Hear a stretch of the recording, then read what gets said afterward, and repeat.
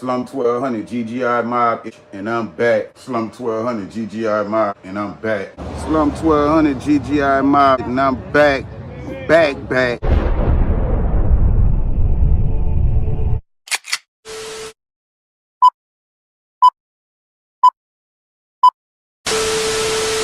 Tough talk, get you knocked off, pull up on him, knock his whole top off. 3 to the dome, send him home, now he gone, gotta say a prayer for him. Shitting on him, I'm in rare form. Getting money till the feds come. Murder backwards, that's red rum.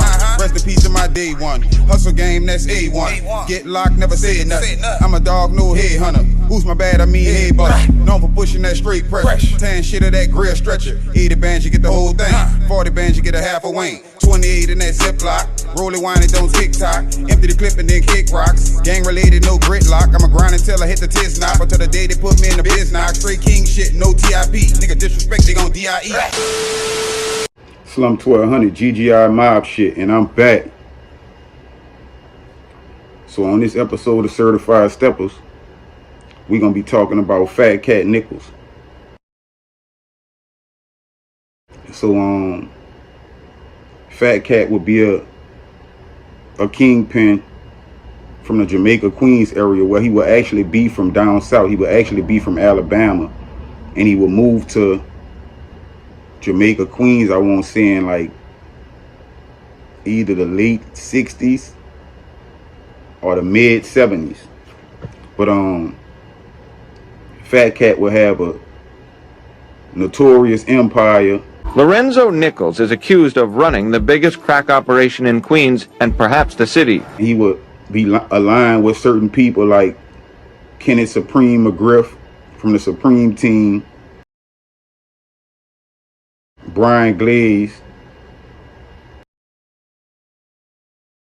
and a lot of other different cats. But the name that would stick out from Fat Cat's crew would be Pappy Mason, his capo and right-hand man. So it will be alleged that Fat Cat will have his parole officer deleted due to his PO having him locked up on a violation, allegedly, where he will actually confess to this deletion, to the deletion of the parole officer in order to free his mind. So when Fat Cat was indicted, his mind will actually be picked up along with a lot of other members of his organization. Police and federal agents conducted a major drug sweep in Queens today. On August 11th, city police, the FBI, and the Federal Drug Enforcement Agency did carry out raids all over South Jamaica. They arrested 30 alleged members of the gang headed by Fat Cat Nichols, the man police believe may have ordered the killing of Officer Byrne.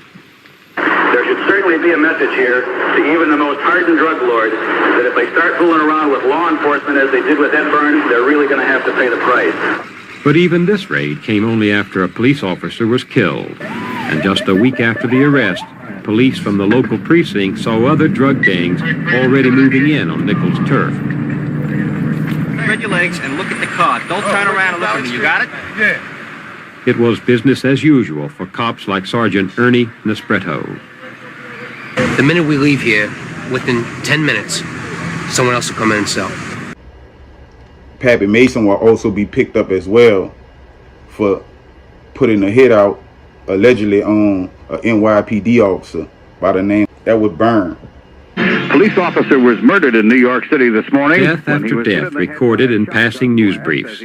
But this one last winter drew national attention. On a Queen Street. Patrolman Edward Byrne, 22 years old, was assigned to protect a witness whose house had been firebombed, a witness in a drug case.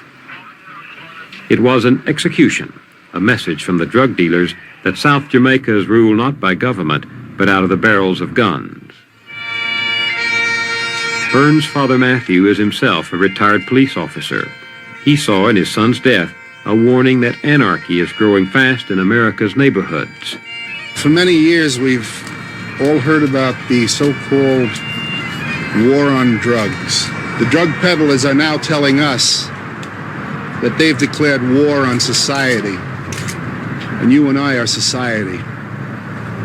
And now the question becomes, what are the decent people of the world going to do as a result of his death?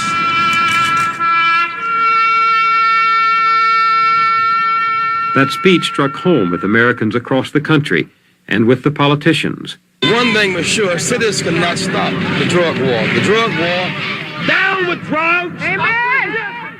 South Jamaica suddenly became good campaign material. You read about the execution of Officer Edward Byrne. You've read about the drug-related violence that's turning sections of our cities into combat zones. My friends, the streets of America do not belong to drug peddlers and crack gangs. They belong to us. And we're going to take them back. But in South Jamaica, the rhetoric is drowned out by another reality.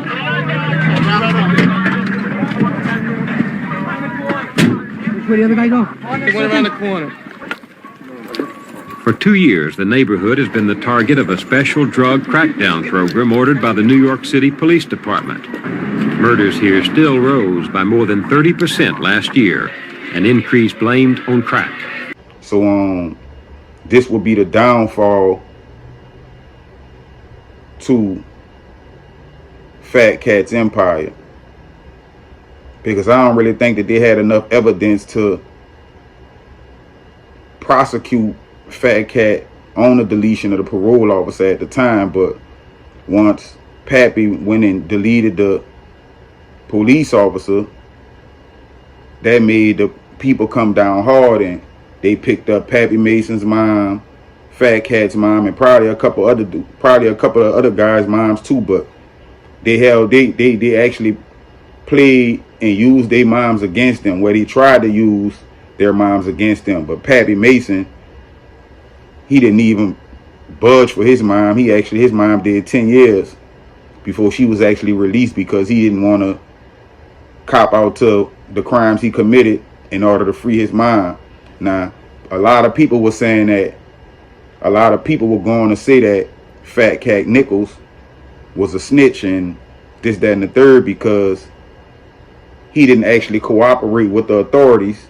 He confessed to all the things that he did, which would be a form of cooperation in the street, because they feel like you ain't supposed to confess to nothing. Like, whatever it is, you just supposed to ride with it. But the flip side to that is, they had his mom and his sister, and he didn't want his mom and his sister to do no 10-year bid behind what he had going on. So in order for him to free his mom and his sister, he had to own up to all the things he did, which was the deletion of the parole officer and a lot of other things that was going on within his empire. But at the same time, I don't know if that actually led to a lot of people under him being arrested.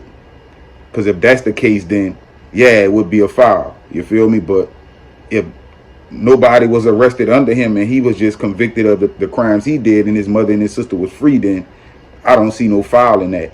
You feel me? But they say Pappy Mason said that Fat Cat didn't tell on him. So you feel me? I can't see what a foul was done.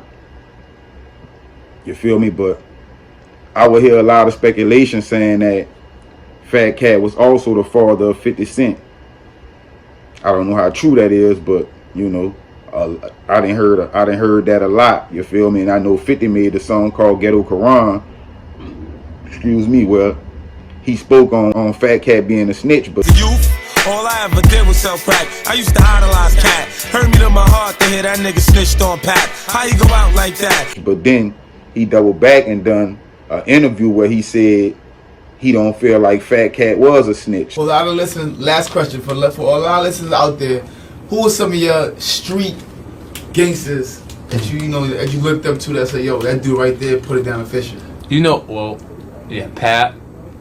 You got Prince. Cat. I mean, Cat he ran it at one point. You know what I'm saying? And that, I mean, they call him snitch, but he told on himself. Mm-hmm. Oh, he told on himself on crimes that they wouldn't have been able to catch him on. In order to let his moms not go to jail for her time. You see what I'm saying? And under those circumstances, they called him a snitch because the niggas that was under him wanted the crown. You feel what I'm saying? Like, after, if you told them, yeah, I killed this person and we had this done and we did that, and they go, who you told them? Myself. Are you a snitch, or did you sacrifice being able to come home for your own people, for your mother? And then it's really what it's about. Is it's about the niggas that was there wanted to be like, yo, the nigga's a snitch because he told them anything. He wasn't supposed to tell them anything. You see what I'm saying? And so you're supposed to hang your moms out to dry and not even take responsibility at that point. I mean, to me, my perception of that being you being a snitch is fuzzy. I don't see that clear. Because you ain't telling nobody. If you decide to say, yeah, I did this and I did that, is he a snitch because you did it yourself? Or are you a snitch when you say, yeah, Jamal did it, or we did this together with somebody, and you make them feel like you implicate someone else in that situation? I think that the reason why they called him a snitch all of that time was because the niggas that was existing on the street would have been in the shadows all of that time. No matter how big they got, in my area, my hood, South Jamaica, they would have felt like you still ain't as big as what it was when Cat had it. You see what I'm saying? So I think that's why they did him like that. You know, maybe it's where he having sympathy for his father, or maybe he just trying to get a movie out the whole Fat Cat situation. Who knows? But you know, Fat Cat did have a major organization, had a nice empire, had a nice run, and probably would have made a lot more money if the incident wouldn't have happened with Pappy. You feel me? Which it probably was already coming down anyway because of the deletion of the parole officer. That's just like deleting a cop. So, you know, it probably was all crumbling down anyway. That just sent it all the way over the top. Like, y'all think y'all a butt of law. Y'all just had a parole officer deleted, now a cop. Next, it was going to be a male judge. That's probably how the city of New York and the police department and the government was looking at it at that time. I'm surprised the feds ain't stepped straight in. It looked like they got indicted on a state RICO case in New York. So yeah, that was crazy, man. But y'all get in that comment section, hit that like button, make sure them notifications turned on, hit that subscribe button, and stay plugged. Slum 1200 GGI mob shit. Fuck them, I'm grinding, I'm trying to get millions. Stack it all up, let it powder the ceiling. Stack it all up, let it pop for my children. Try to take that, and I swear that I kill you. I do this shit, yeah, my life like a movie. Braid on your head, get your hit like the movies. Block with the switch, that bitch shoot like a ooze. Brain out your head, shit be leaking and oozing. I'm CEO, yeah, I'm big on no Gucci. I just re up that road for some dude shit. Came on and ran up bands up like I'm Boosie. I'm still on 6 year parole, so I'm cool. And POV all on my dick like a groupie. All of my shooters retarded, no drooling. 100 round clips, big old guns go through. Get pop a perk 30, don't feel like I'm moving. Riding that farmer, just me hating ooh shit. Only the family, cause niggas be goofy. Talking that shit, but they straight attitude. They leave nigga bitches straight dick in the booty. I know some niggas be itching to shoot it. Run up and put about 6